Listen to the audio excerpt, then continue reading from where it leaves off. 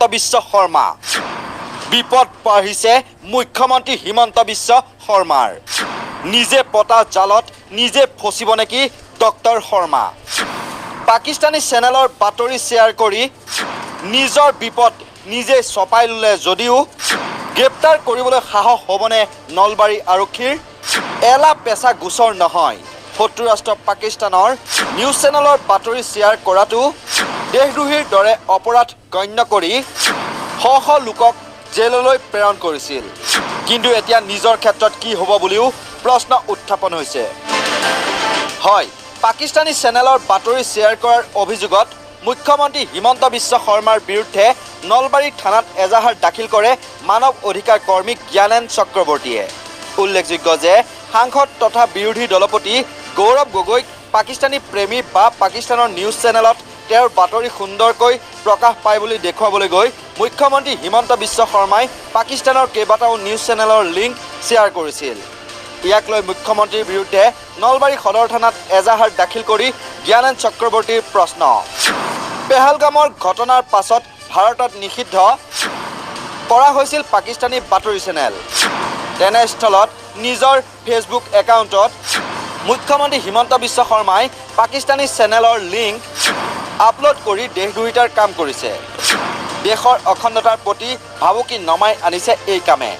22/4/2025 ইংৰাজী তাৰিখত আমাৰ দেশৰ জম্মু কাশ্মীৰৰ পেহেলগামত এটা নৃশংস ঘটনা ঘটিছিল 26 জনকৈ মানুহক নৃশংসভাৱে হত্যা কৰা হৈছিল পাকিস্তান চৰকাৰৰ সমৰ্থিত সন্ত্ৰাসবাদী আৰু তাৰ পিছত খুব সম্ভৱ 27 এপ্ৰিলত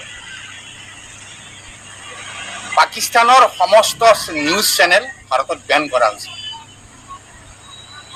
অৰ্থাৎ ভাৰতত পাকিস্তানৰ নিউজ চেনেলসমূহ চাব নোৱাৰিব কিন্তু যোৱাকালি আমি দেখিলোঁ অসমৰ মাননীয় মুখ্যমন্ত্ৰী